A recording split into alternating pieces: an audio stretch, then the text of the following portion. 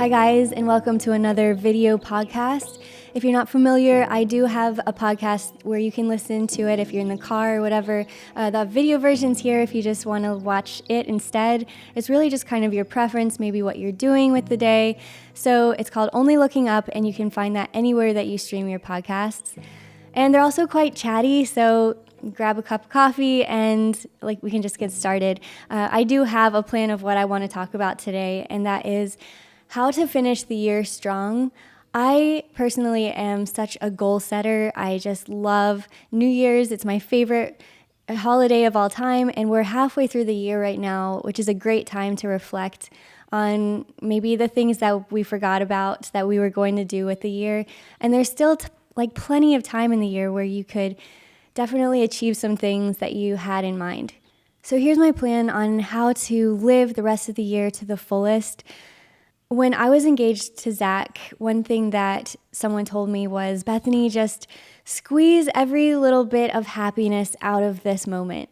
And I've kind of kept that with me, and I've tried to put that in practice, not only when we were in our engagement time, but also through our marriage and just, being a daily living human. It's really important to set intention, and that's really the goal of everything that I talk about here is, what am I intentionally trying to do with my life, with my clothes, with anything that I buy? Am I doing it with intention? Am I doing it with leaning into my own thoughts and not just being influenced by what other people are saying I should buy or trends I should follow, etc. Okay, that's a rant. That's a tangent. I'm going to stay on track here. The first thing that I want to talk about today is a little tip that I learned from my book that I have right here. It's called High Performance Habits, and I'm halfway through the book right now. I've been reading it all year and taking little nuggets of advice and putting them into practice. And one little nugget that I want to share is when you're in between moments, a good example is if you're trying to go through traffic and you're in really heavy traffic and you drive home and now you've got to walk into your house and see people that you know and love. That's a moment in your life when you breathe, release, and set intention. And I feel like that sounds so geeky and cheesy when I say it, but it works so well because it makes you live in the moment. It sets intention, and you're letting go of whatever you just dealt with. And there's several moments in the day where this is important. It could be when you wake up, to when you stand up out of your bed, to when you go work out, to after your workout, and just moving through those moments in your day is just to breathe, release, and set intention. And actually, quite a few of the tips that I want to talk about today are from this book that I'm reading. I feel like I am such a geek when it comes to goal setting. I love New Year's. It's my favorite, but also I just listen to all sorts of podcasts about goal setting and achieving your dreams and all of these things. I just love to write down my list of goals and not only look at them once a year, but actually break them down into little tiny pieces and put them into practice, and then look back at the end of the year and see how much that I can put together as a paragraph of what I accomplished that year. And that thought of just winning, that winning mindset just puts me in this propeller of trying to win more and achieve more. And it's just something I really love to talk about. I love to do. I'll put any resources, by the way, that I love to listen to down in the description text. So look there. If I forget to mention one, I will definitely list it down below. So this kind of brings me to the next topic that I want to talk about, which is to set specific goals. What you don't want to do whenever you set goals, and maybe you're looking back at the goals that you made in January and it looks something like this. Drink more water, exercise more, things like that are relative. They're not really measurable. You don't know when you've achieved them, and you're likely to have forgotten why you were going to do that in the first place. So instead, I like to set specific goals that are in categories so that I feel well-rounded in my life. I believe it was Michael Hyatt described this as pegs in a wheel, where each peg is a category in your life, and you need all of those pegs in your life to turn the wheel. I believe Dan Miller has talked about this too. He has a book called 48 Days to the Work You Love. It was so moving and really helped me think about the things that I like to do in my life that I could make careers out of. So some specific goals that I like to set are how many ounces of water I want to drink in a day.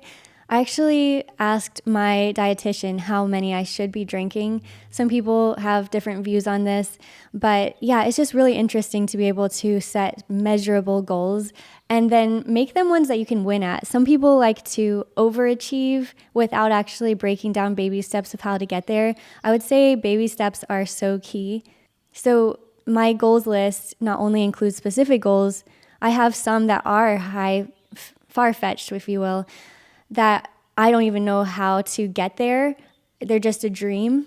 And so then what I want to do is break them down into baby steps that I know I can start moving that direction now. And then I, from there, try to figure out things I could do every day or every week or whatever that could set me on that goal of actually putting it into practice. My third tip is kind of related to that, is putting it in my calendar. I use my calendar, specifically iCal, for everything. I use it not only like everyone else in the world, like a schedule, but I also use it as a to-do list and a journal. So what I do is I will have my day planned out. I have maybe just a little chicken scratch list of things to do on paper, but then I want to actually take it to my calendar and put them as to-do items. The to-do items, I make all-day events that I put at the top of my day when I think I can do that. So if tomorrow I think, yes, I can definitely do this item tomorrow, that's going to be in my calendar as an all-day event. And then when I actually feel like I can find time to do it, I'm going to drag that item down in my day and find a time to do it. This also works as a journal because the next week, I can look back at what I did this week and kind of assess what there was to do in that week. So I can look back too and see them color coordinated if you want to get really techie and really into the calendar thing. I like to color coordinate so that I can look at my past week and see how much I worked out or when I worked out. Did I miss days that I really shouldn't have? Should I have been resting more? Like, you want to put rest time on there too. And that's another reason why color coordinating works, is because instead of looking at my last week and seeing just blocks of time, it looks really busy. Like I worked a lot when really I might have been watching Netflix or whatever, like stuff that isn't work, which is also very appropriate. Rest time is really important. And that brings me to my next point, which is the idea of a work-life balance. A work-life balance can be a bit of a mystery or a myth, or a lot of people debate how to make that work or how many hours you should be putting into rest versus work. I actually don't think it has anything to do with hours. It has more to do with the quality of time. That's actually what this book is talking about too. I just stumbled upon this exact topic when I was coming up with ideas for this. In this idea of a work-life balance, I've been trying to sort this out in my own life anyways.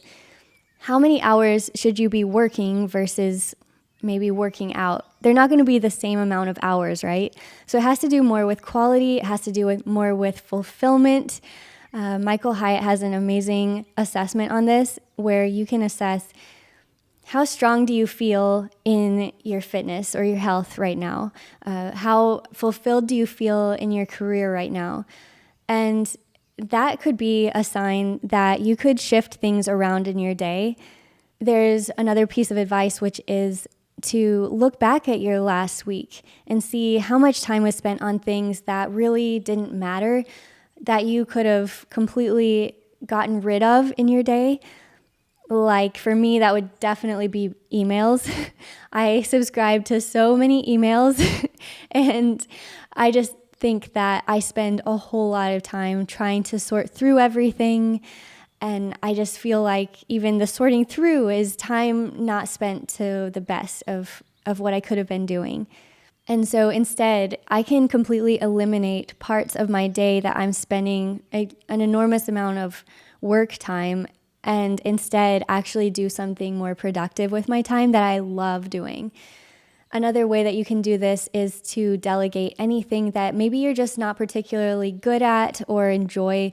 Like one thing I started doing when I came to a bigger city is grocery delivery is no joke. It saves me so much time that I really didn't like doing. I don't particularly enjoy getting my groceries, especially if there's a lot of them. And so once a week, maybe not even once a week, maybe like once every couple weeks or even once a month, I will get my groceries delivered when I need to have that happen the most. And that has helped me to instead spend time creating videos or working out or spending time with family or anything, like you name it. And so finding little pockets of time where maybe you could be doing something else that you are irreplaceable at, that is so worth your time on things that you love doing. It doesn't necessarily have to have a dollar sign attached to it of how much you're making or not making or whatever. Instead, focus on how much fulfillment you're getting out of that time. And that, my friends, is how you're going to make 2019 your year. And I feel like this is a blessed moment because the sun just popped through really bright. And I just feel like this is my moment to speak my truth, which is I love goal setting, and I feel like it really is how I make the most of my year. And I swear, the thing that you really need to do, though, after you look back on everything that you've accomplished in 2019, write them down. Make sure that you're writing down every little small increment of achievement that you've done, that you've wanted to start putting into your life and having fulfillment in. Write down everything in more of a paragraph form of things that you accomplished for the year. And you can do that now. You don't have to wait till it's December. You can do that, as soon as you have created a good amount of lists of things that you've accomplished for the year, and maybe even write another paragraph of things that you would love to see in your life that you could make happen with the rest of these 6 months. My final tip has absolutely nothing to do with things like calendars and to-do lists and all that, but actually something that you can start putting into your own daily routine when you're talking with other people, and that is to speak positively and adding positive comments into your daily conversations. One way that I did this is when I was about 18, I found that I had one absolutely amazing friend that just was like the best friendship that I've ever experienced before. And what I did is I made up my mind to just never speak poorly about that person under any circumstance to anybody, even just like jokingly or whatever. And what ended up happening with that friendship is that I felt personally very strongly that there was nothing that could have been twisted or misunderstood. So when I was talking specifically with that person, we had no boundaries or any like secrets or weird stuff. And it was just an honest, good friendship. Then I started doing that with more and more people in my life, to where people started taking notice that when everyone else was kind of chumming it up about somebody jokingly, and that I didn't really participate in that so much. And they, in turn, found that they could confide in me about anything, and it would never get out to anybody else. And that had its own ramifications in my life when I would just try to be a more positive person, when I would try to think positively about other people. That's not to say that you can't completely get rid of negative people in your life. Like there's times when they're, family or coworkers or whatever it is, sometimes you just got to work together. But the more that you make conversations positive, or if there is drama, just go like a gray rock method is what I've heard it described as, meaning if people try to cause drama, just be like, oh yeah, okay. Like just be completely boring to where they're not going to try to make you participate in drama. And just having more of a positive aspect about other people, like a positive insight or viewpoint about other people, has really helped me not only in career, but in friendships, and just my own confidence of knowing that other people aren't going to get the wrong impression about something that I said. And hopefully, in 6 months' time, that piece of advice helps you look back at your year and looking at the absolutely amazing aspects of other people, because very few people on this earth, if anybody, is perfectly good or perfectly bad. Like, we all have redeeming qualities. And so just being more positive about other people can be a really impactful thing. And in a nutshell, those are my tips for how to make the most out of your year. I hope that this is inspiring. I will definitely link you guys down below in the description text where you can find all the people that I listen to for podcasts and the books I read regarding goal setting and just having a more fulfilling everyday life. And hopefully this was helpful. If it was, be sure to like it and share it, and I'll see you guys next time.